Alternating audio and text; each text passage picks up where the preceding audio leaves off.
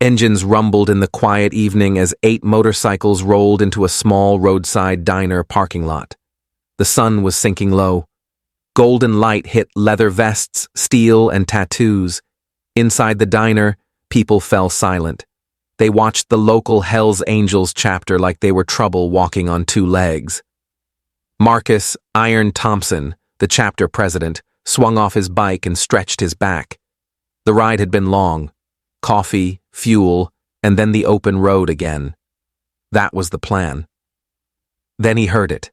A thin, breaking cry cut through the noise of idling engines. Not a shout. A child. Marcus turned fast. At the far edge of the lot, a little girl was running toward them from the highway. She looked no older than 7. Her yellow dress was streaked with dust. Her braids had come loose. She was barefoot. Each step slapped the hot pavement. Tiny smears of blood marked her path. She stumbled, caught herself, and pushed on until her legs gave out. She fell to her knees in front of Marcus, struggling to breathe. "Please," she gasped. "Please, you have to follow me home. My grandpa fell. He will not wake up. The phone is broken.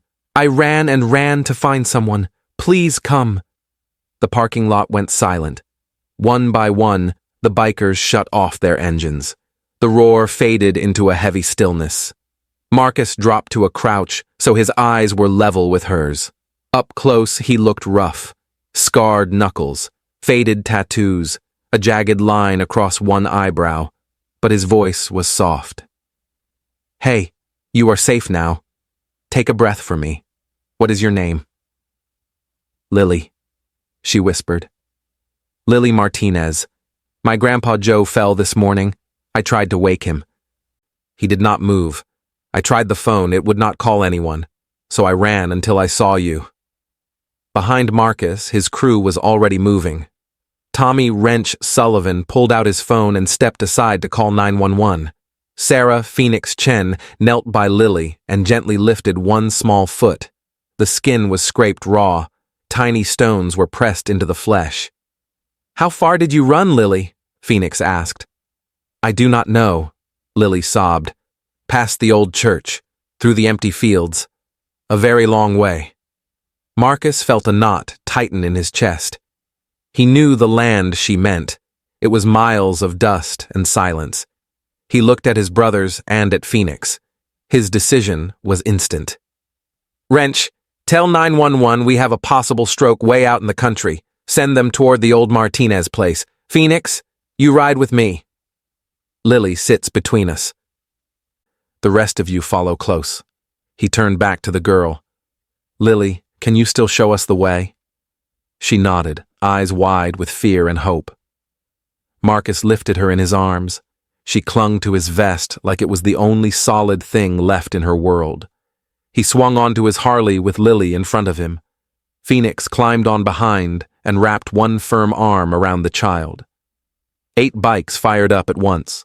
The sound rolled over the diner and out across the highway. People at the windows stared as a convoy of leather and chrome pulled out of the lot, led by a crying girl on the president's bike. They did not know where she was taking them, but they followed her into the falling light. The road grew rough as the bikers followed Lily's directions into the countryside. Pavement cracked into gravel, gravel faded into dirt.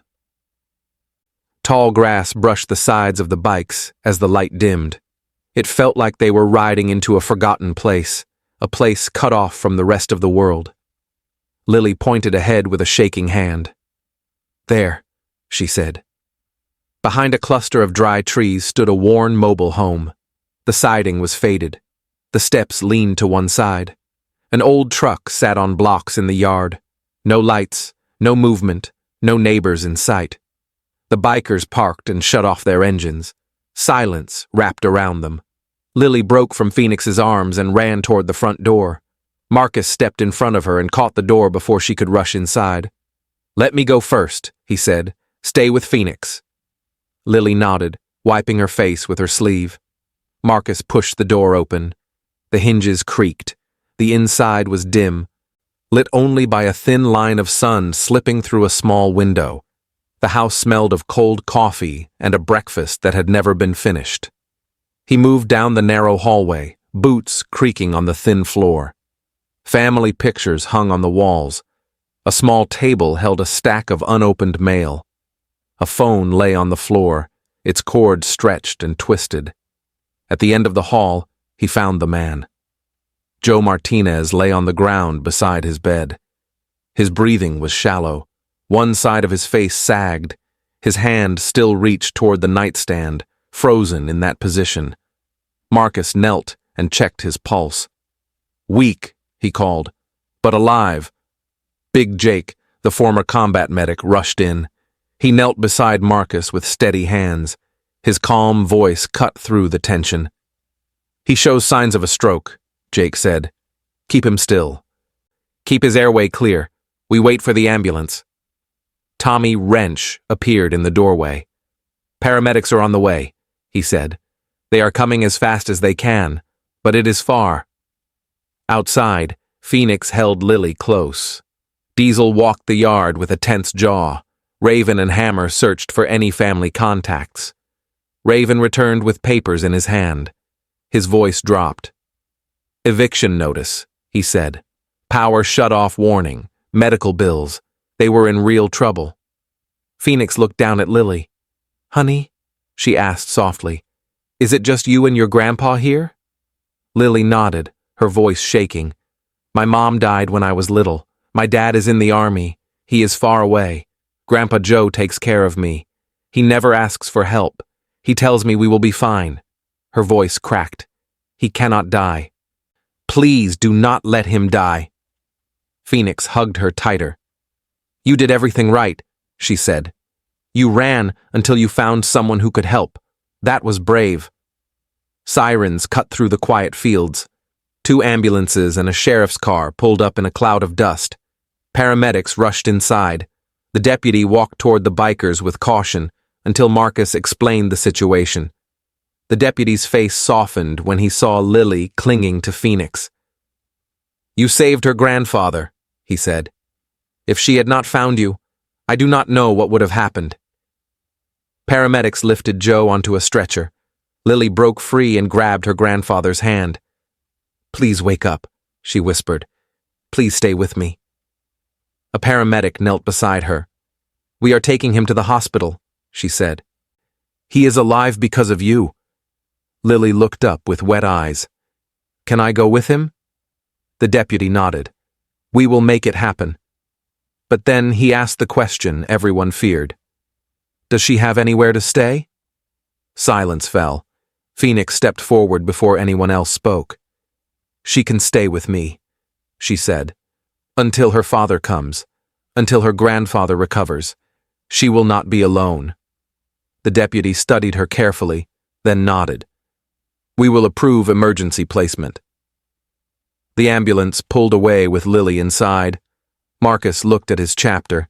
He saw the same thought on every face. This was not the end of their ride. It was the beginning. Marcus gathered the chapter beside their bikes as the last of the ambulance lights faded down the dirt road.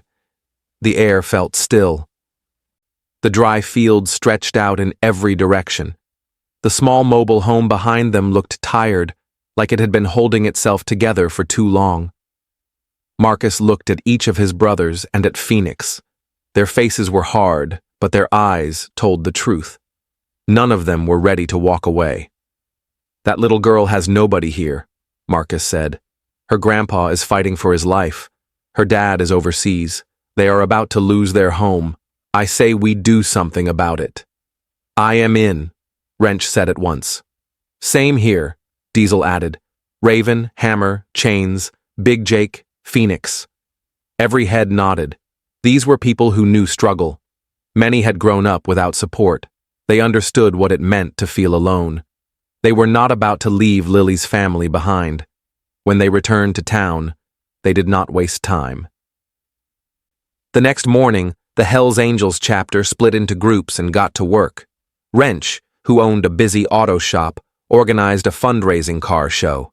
He called every contact he had. "Bring your cars," he told them. "Bring your time. We are helping a child who ran barefoot across miles to save her grandfather.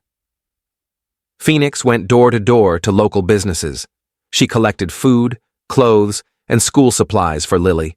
Shop owners gave freely once they heard the story. Diesel contacted construction crews and suppliers. They donated wood, roofing, wiring, and tools for repairs.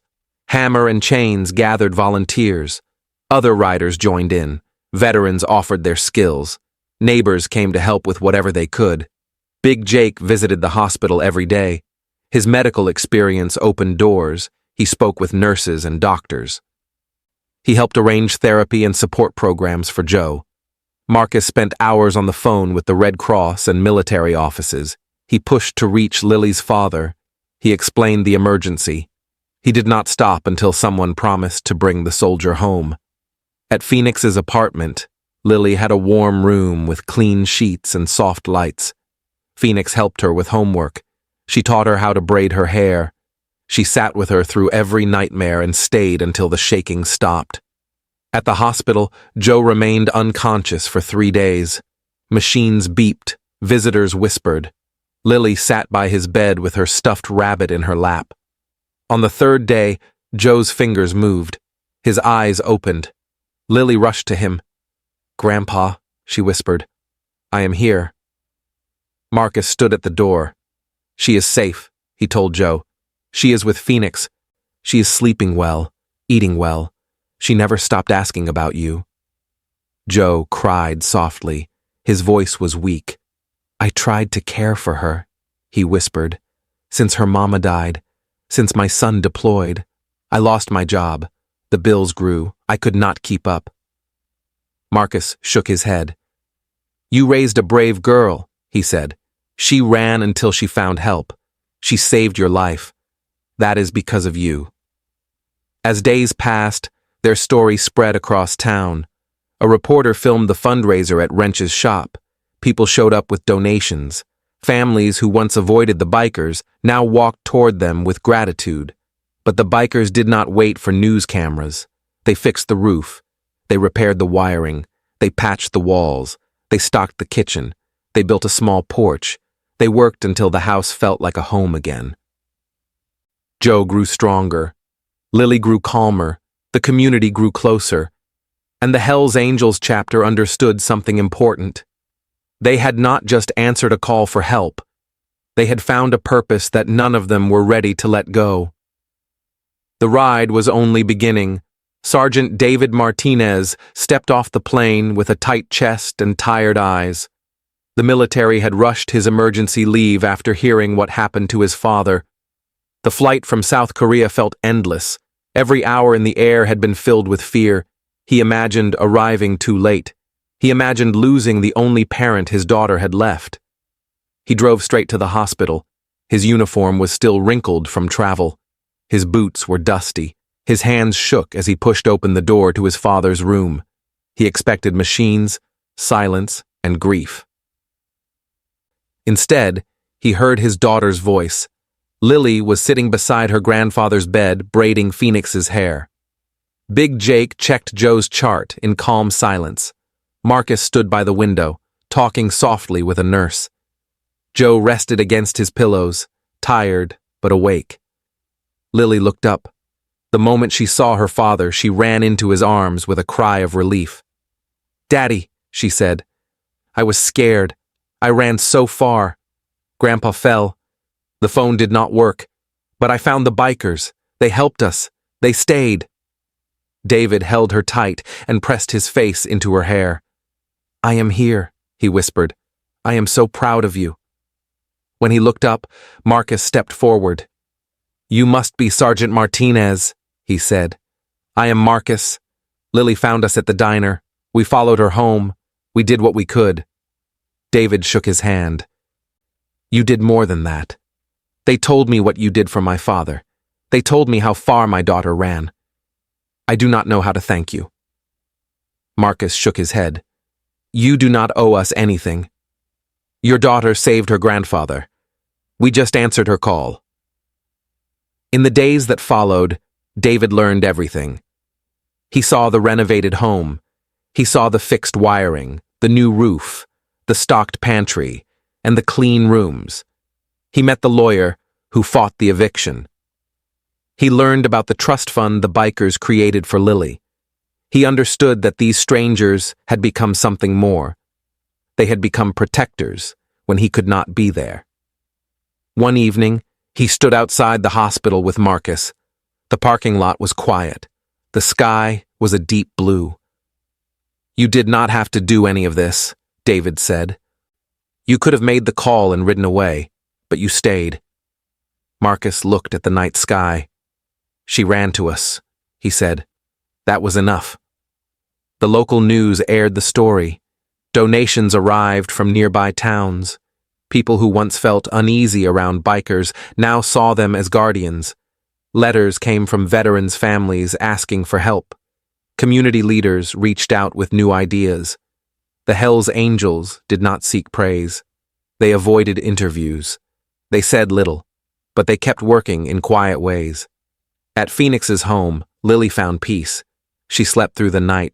She woke to warm breakfasts and soft lights. Phoenix helped her with homework. She taught her small routines that made life feel safe again. At the mobile home, Wrench and Diesel finished repairs. Raven and Hammer built a small ramp for Joe's recovery. Chains added a new lock on the door. Big Jake visited daily to help Joe practice movement and speech. The house became a shelter again, not a burden. 2 weeks after the stroke, Joe was strong enough to sit outside in a wheelchair. Lily sat beside him and held his hand. "I ran far, Grandpa," she told him.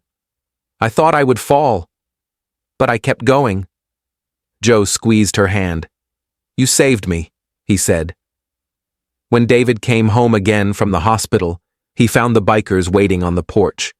Phoenix smiled at him. "Your daughter is brave," she said.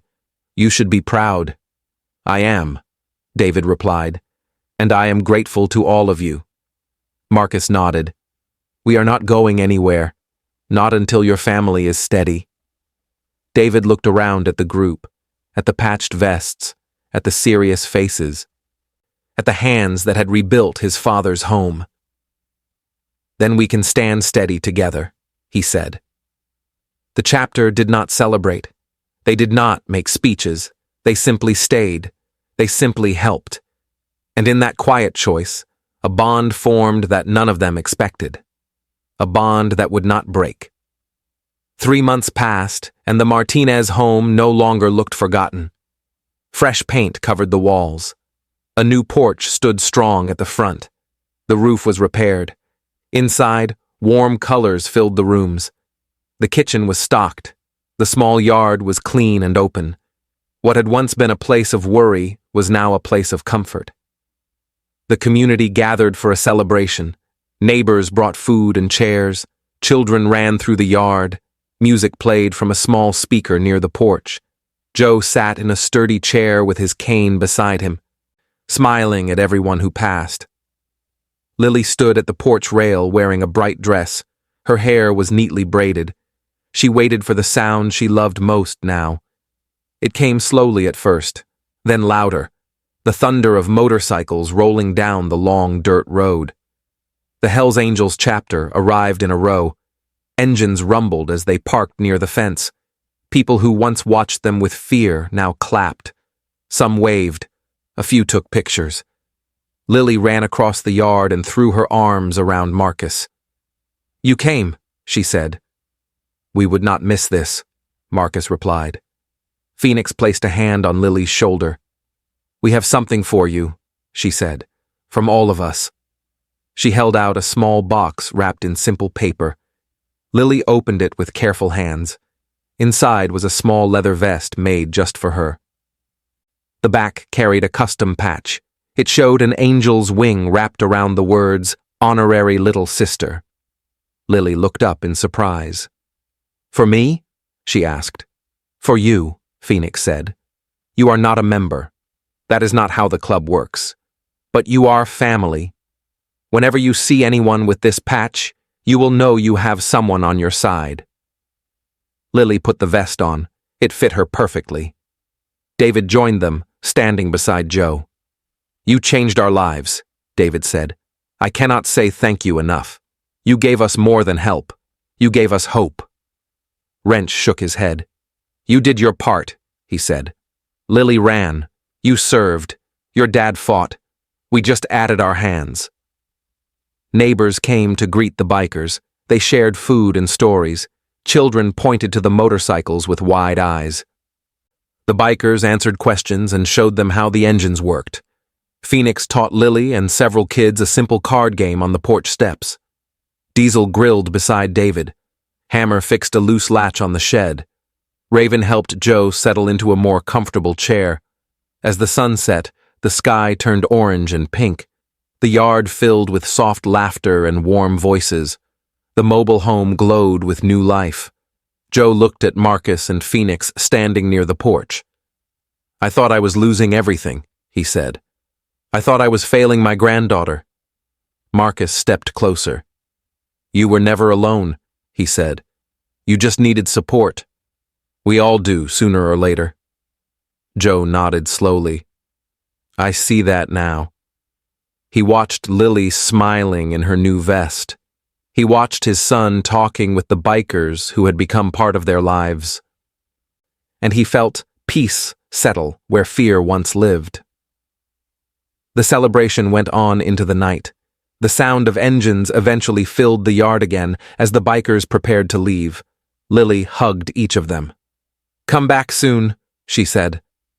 Marcus smiled. We will, he said. Count on it. The motorcycles rolled away one by one. Their lights faded down the quiet road, but the feeling they left behind stayed strong. They had not just repaired a home, they had rebuilt a family. Years passed with steady steps. Lily grew taller, stronger, and more confident. The mobile home stayed warm and safe. Joe regained much of his strength. David settled into a new military post near town. And the Hells Angels never drifted away. They visited often. They helped with repairs. They joined school events when Lily asked. They became a constant part of the family's life. When Lily entered high school, she carried the same courage she had shown as a child. She studied hard. She worked part-time on weekends. She volunteered with veterans. She never forgot what the bikers had done for her. She wore her small leather vest at special events, always with pride. The bond between Lily and the chapter deepened with each year. Phoenix taught her to ride a bicycle, then a small dirt bike. Marcus helped her prepare for speeches. Wrench showed her how engines worked. Diesel and Hammer made sure no one at school bothered her. She had a community behind her, one that protected and encouraged her. On graduation day, the whole town gathered at the football field. Folding chairs filled the grass. Families fanned themselves in the warm sun. Students in bright robes whispered nervously, but all attention shifted when a line of motorcycles rolled into the parking lot. The Hells Angels chapter had come, wearing clean vests and quiet smiles. Lily spotted them from her seat. Her face brightened. She gave a small wave, and they nodded in return. When her name was called, she walked across the stage with a steady step. The applause was loud, but the loudest cheers came from the back row where the bikers stood. After the diplomas were handed out, the principal invited the valedictorian to give her speech. Lily walked to the podium and set her papers down. She looked at the crowd, then at the bikers. She began simply, "Many of you know who I am, but you may not know my story." The field grew quiet. The wind shifted. Lily continued with calm clarity. When I was 7, my grandfather collapsed at home. I ran barefoot through fields and dirt roads for miles. I had no one nearby. I did not know where to go. Then I saw motorcycles parked at a diner. I was scared, but I ran toward them anyway. I asked them for help, and they did far more than help. She described how Marcus had knelt to speak gently with her, how Phoenix had held her while she cried, how the chapter followed her home without hesitation, how they stayed until her grandfather was safe, how they repaired the home, how they fought the eviction, how they helped her father return, how they became family. People told me not to judge others, she said, But that day taught me what it really means. Kindness does not wear one face. Compassion is not tied to one style. The people who saved my family wore leather and rode loud bikes, and they gave us hope when we had none. She paused and let her words settle. Family is not only blood. Family is anyone who shows up when you need them. Anyone who stays. Anyone who lifts you when you fall. These people did not know me, but they chose to stand beside me. They changed everything. The audience rose in applause. Some wiped their eyes. The bikers stood still but proud. Marcus looked down, blinking hard. Phoenix touched his arm gently. After the ceremony, families gathered on the field. Hugs and pictures filled the warm air. Lily walked toward the bikers with quiet steps. She hugged Phoenix first. "Thank you for being there," Lily said. Phoenix smiled. "You were brave. We only followed your lead." She turned to Marcus. For a moment, she said nothing. Then she spoke softly.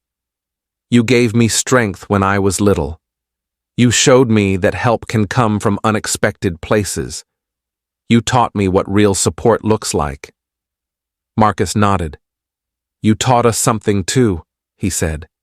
"You reminded us why we ride. You reminded us what loyalty means." That evening, the celebration moved back to the Martinez home. The porch lights glowed. The smell of grilled food filled the air. Children played in the yard. Joe sat with Wrench and Diesel talking quietly. David laughed with Raven and Hammer near the grill. Lily walked to the fence where Marcus stood watching the fields. "Thinking about the past?" she asked. "Thinking about how fast you grew up," he replied. "Feels like yesterday you ran into that diner lot." "I was scared," Lily said. "But I kept running." "You did more than that," Marcus said. "You brought people together." The fields were quiet, but not empty. The memory of that day lived in every blade of grass. A girl running, a group of bikers waiting, a moment that changed everything. Marcus looked at Lily. "Whatever paths you choose now, you are not walking alone." Lily smiled. "I know. I have my family. All of you." They stood in the soft evening light as laughter filled the yard. The house behind them glowed with warmth. The motorcycles rested near the fence, quiet for now but ready when needed. The story that had started with fear ended with unity. A little girl's desperate run had revealed the truth about strength, compassion, and family. Help had come from the place no one expected, and it stayed.